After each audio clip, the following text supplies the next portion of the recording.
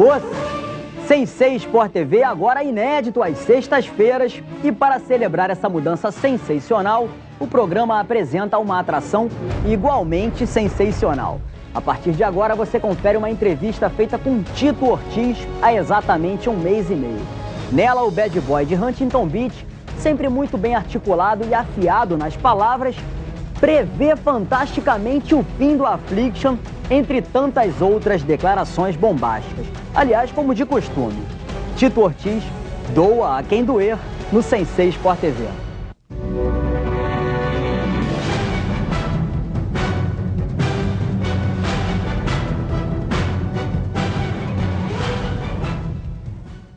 Tito, first of all, how is Tito Ortiz as a fighter right now, almost 1 year out of cage, rings, whatever? Can we expect your comeback in your prime, in your best shape?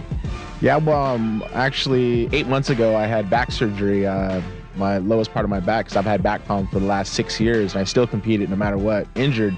And now they got the surgery that I'm going to be back here in September. I've been doing rehab and been training now for the last month. And I've taken off about 6 months of doing nothing, just rehab and getting my back better.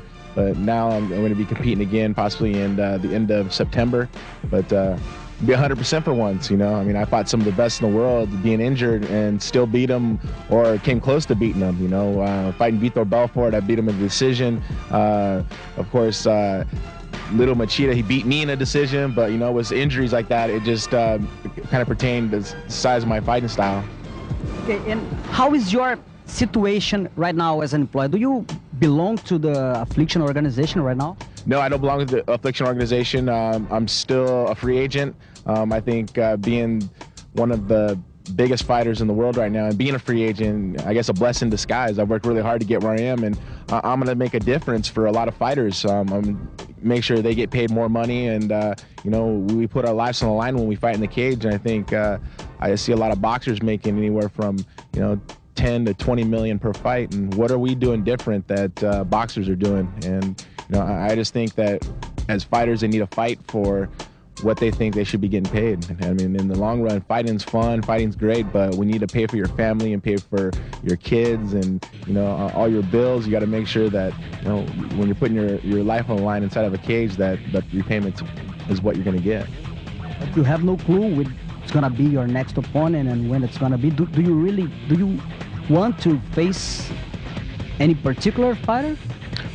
You know, I watched a lot of guys I loved. You know, I like to fight Lyoto Machida again, but you know, me and Dana White, we have our differences, and he takes advantage of fighters, and every champion knows that's been through the UFC of what they've done to guys. But I want to compete at 100% again. I can't wait. I'm excited. I just want to get back in the cage again, and you know, it's been a good year off, and it'll be about a year and a half until I'm in the cage and fighting again. But I don't know, I'm only 34 years old. I'm still young. I still got a lot more years. You know, Randy Couture at 45, Chuck Liddell at 40, and I'm only 34. I still got a lot more time to grow. Okay, we're going to talk about Dana White later, but still in Affliction organization. How strong is that event? From the outside perspective, we can see a huge event with a millionaire purse and a first class card. But is it for real? Do you really believe your Affliction organization was built to last? Well, I mean, built to last wasn't what it was about. It's built to try to make money in the beginning. You watch, they signed guys like Fyodor, like Vitor Belfort, Babalu, Orlovsky. They signed a lot of big names where they're paying big purses. Well, to make those big purses, you got to make big money on the return, on the pay-per-view, on the attendance. And have they done that? No, they haven't proved it. I mean, everybody around the world knows Fyodor Emelianenko, but people here in the United States don't know him that well because he's only promoted in Japan.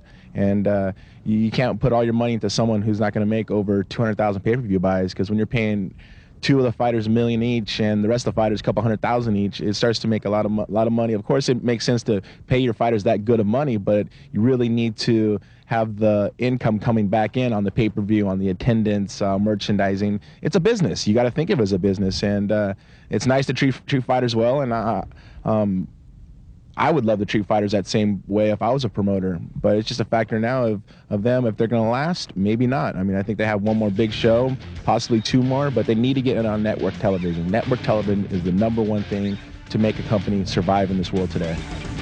So you think with this rhythm, with this expensive cost, the event could be bankrupt in the next future? Possibly, if they keep spending the money the way they do with fighters. I mean, like I say, nothing against fighters. Instead of paying so much in the beginning, pay them more on the back end. If they make so many pay-per-view buys, and I mean, that's when it becomes a business, and you make the fighters want to work more. If you give guys their lump sum money right off the bat, they don't care. They're going to get paid that money. They're happy with that.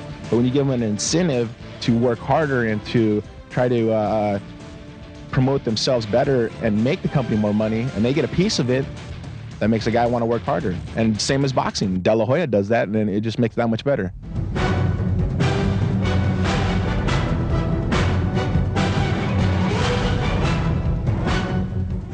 Daqui a pouco, a continuação da impressionante e profética entrevista com Tito Ortiz, que previu a extinção do Affliction e já vai voltar para falar sobre a turbulenta relação com o presidente do UFC, Dana White, e ainda revelar o sagrado segredo de como vencer Lyoto Machida. Enquanto isso, a gente vê como foi o UFC 101, que deixou bem claro que contra Anderson Silva não tem sagrado segredo, não tem estratégia, não tem vaia, não tem macumba que dê jeito no Spider.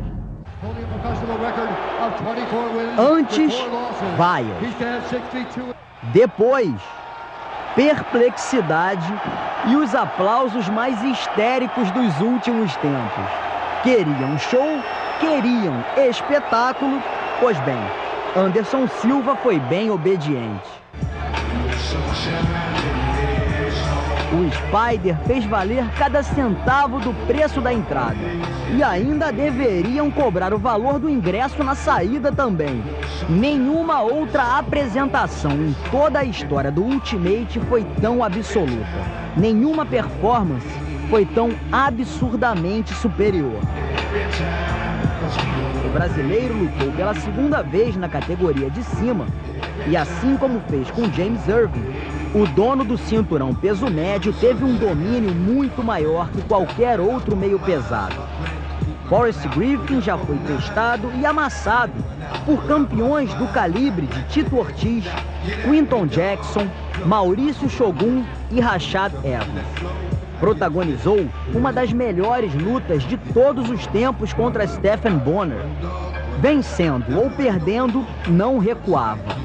Muito pelo contrário, crescia nas adversidades e gostava de duelar. Mas não gostou de brincar com o capitão Anderson Silva. Parecia um aspira e pediu para sair. Pessoal do BOP, nunca serão, jamais serão! Depois de ser gentil, Anderson abusou do boxe. Esquivando com estilo e categoria, absorvendo sem acusar os poucos golpes que entraram e derrubando o ex-campeão meio pesado com um jab e ainda por cima andando para trás. Um nocaute com 10 segundos de luta teria sido menos desmoralizante. Envergonhado, Forrest Griffin saiu correndo. Cadê? Forrest Griffin sumiu! No retrospecto, as duas lutas que fez na categoria até 93 quilos foram as mais contundentes e impactantes de todo o cartel do brasileiro. O também brasileiro Ricardo Cachorrão venceu por unanimidade o duro lutador Kendon Groove, que deu um susto no faixa preta de Renzo Gracie, atochando uma chave de braço bem perigosa. E na luta principal, BJ Penn defendeu mais uma vez o cinturão dos pesos leves, finalizando Kenan Florian no 4º round e provando que está anos-luz à frente dos adversários nessa categoria de peso. O próximo a crescer o olho no cinturão do havaiano vai ser Diego Sanches, que desceu dos meio-médios e já tem 2 vitórias entre os pesos leves.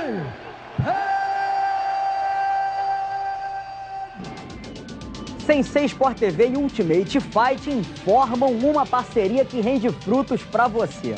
Para participar da mais nova promoção Sensei UFC, basta acessar o site www.sporttv.com.br e se inscrever na promoção do UFC 102. Em seguida, responda: o que o Minotauro precisa fazer para derrotar o Randy Couture e continuar sonhando com o cinturão dos pesos pesados? O autor da frase mais criativa leva para casa esse super kit com casaco, boné, camisa, agenda e caderno do UFC e ainda por cima um boné autografado por ninguém menos que o próprio Rodrigo Nogueira Minotauro.